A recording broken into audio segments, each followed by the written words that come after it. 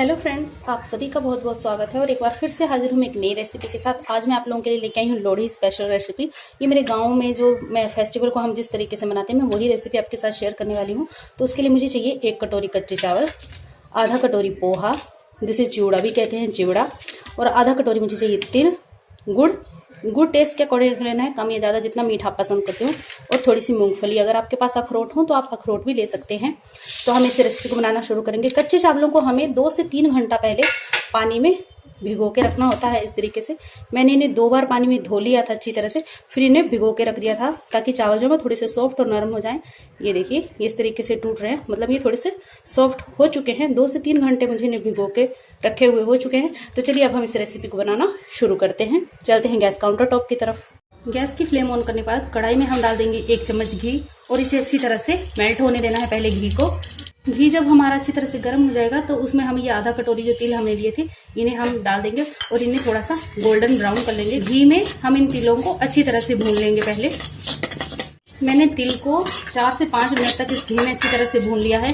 बहुत अच्छी खुशबू भी आ रही है और इनका कलर भी हल्का सा लाइट चेंज हो गया। तो मैं गैस की फ्लेम बंद करूंगी और इन्हें किसी बर्तन में निकाल के रख लूंगी।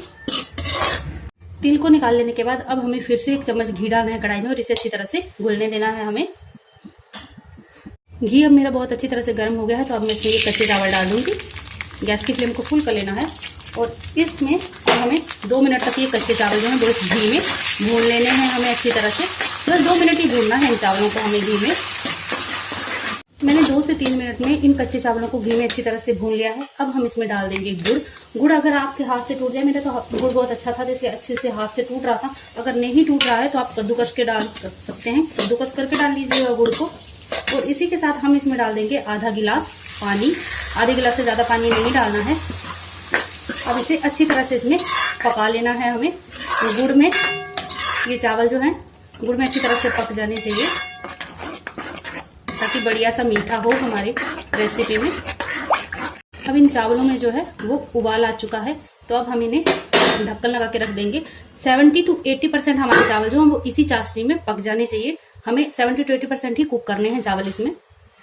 इन चावलों को गुड़ में पकते हुए लगभग 4 से 5 मिनट हो गए हैं इस चाशनी में पकते हुए। तो अब हम इसमें डाल देंगे मूंगफली के दाने। मैंने मूंगफलियों को छील के ले लिया था। अब हमें इन्हें भी इसी में पका लेना है ताकि मूंगफली जो है वो भी हमारी चावल के साथ पक जाए। और फिर से हम इसमें ढक्कन लगा देंगे। गैस की फ्लेम को मीडियम रखेंगे और मीडियम फ्लेम पे इन्हें अच्छी तरह से पकने देंगे फिर से। अब इन चावलों में बहुत थोड़ा सा ही पानी बच गया है, तो मैं गैस की फ्लेम को थोड़ा सा फुल कर लूंगी।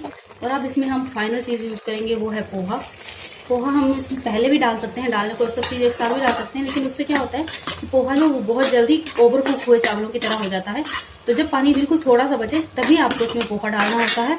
और साथ में तिल के बिना तो कोई काम चलेगा नहीं, क्योंकि ये स्पेशल जो त्योहार है वो तिल से रिलेटेड ही है। तो अब हम इसमें तिल भी ऐड कर देंगे और इसे अच्छी तरह से पका लेंगे। देखिए, सबका अपना अपना तरीका होता है, हर कोई अपने तरीके से त्योहार मनाता है। तो ये हमारी जो है वो हमारा फेस्टिवल है, तो हम इस तरीके से ही सेलिब्रेट करते हैं लोहड़ी को, यही बना के मीठा। तो आप एक किस्म से कह सकते हैं कि ये एक किस्म से हमारा प्रसाद भी होता है ये।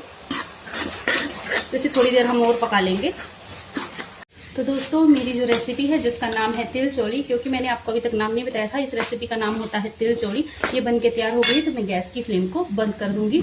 ये एक किस्म से भोग होता है, भगवान को लगने वाला प्रसाद, तो जिसे मैं आपको दिखा देती हूँ। ये देखिए, जब वो भोग बन के तैयार हो जाता है तो हमें इन्हें सबसे पहले अग्निदेव को चढ़ाना होता है। लीजिए दोस्तों, अब ये जो रेसिपी है मेरी तिल चौड़ी, ये खाने के लिए तैयार हो गई है, क्योंकि मैंने इसका भोग जो है वो अग्निदेव को लगा दिया है। हमारे गांव में तो क्या होता है कि जब ये रेसिपी बन के तैयार हो जाती है तो घर का कोई भी फैमिली मेम्बर, छोटे से छोटा और बड़े से बड़ा, हर कोई इसे हाथ में पकड़ लेते हैं और फिर जाके चूल्हे पे इसे चढ़ा देते हैं। जिनके पास चूल्हा है, और अब हम जो शहर में रहते हैं उनके नाम से भी होम इसका घर में ही दे दिया जाता है, जिसे आहुति भी कहते हैं, कि चूल्हे पे इसका थोड़ा सा होम लगा के दे दिया जाता है। तो अब ये रेसिपी जो प्रसाद है हमारा, ये खाने के लिए तैयार हो गया है। तो आप सभी को मेरी तरफ से लोहड़ी की बहुत बहुत बधाई। अगर आपको मेरी रेसिपी अच्छी लगी हो तो चैनल को सब्सक्राइब कर दीजिएगा, वीडियो को लाइक कर दीजिएगा, बेल आइकन को याद से दबा दीजिएगा, जिससे मेरे लेटेस्ट वीडियो के अपडेट हमेशा आप तक बिना किसी दिक्कत से पहुंच सके। तो चलिए दोस्तों, मिलते हैं मेरे नेक्स्ट वीडियो में एक नई रेसिपी के साथ। तब तक के लिए बाय बाय, टेक केयर। मैं लेती हूँ आपसे अलविदा।